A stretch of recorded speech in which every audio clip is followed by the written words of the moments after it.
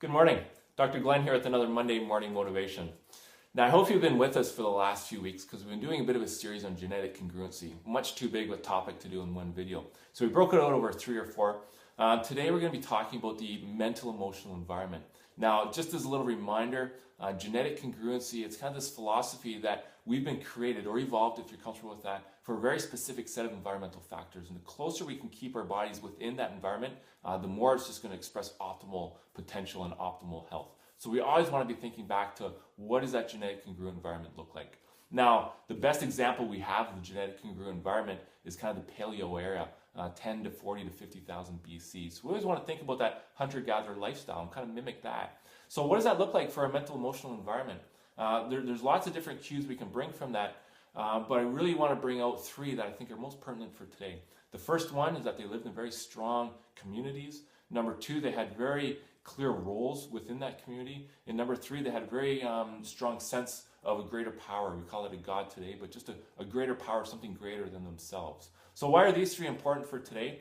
Well, the sense of community, usually I'm talking to patients about that because it's very important to have that community network. For one reason, it was to be able to work through the emotions. We can't be suppressing our emotions each week. We need to have a comfortable relationship with multiple people so we can just work through those naturally on an ongoing basis.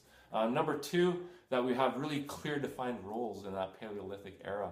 I think about the number of hats I work through in a day, not healthy. Most of us have kind of 2, 3, 4 different roles that we play. And it just provides too much stress, too much anxiety, it takes too much time. And it keeps us away from community, keeps us away from family, and really adds to the stress of our lives. Number 3, the sense of a higher power or God. The reason that becomes important, I mean, there's lots of research into this in terms of how it benefits our health. The one that I think is important is it creates boundaries, it completes a role, it allows us a glimpse kind of from the outside into the daily lives and why those daily actions are important. Monday morning, as an example here, you can be thinking about the week ahead and you can be thinking about the 40, 50, 60 hours that you have at your work. I'm not sure how many you have.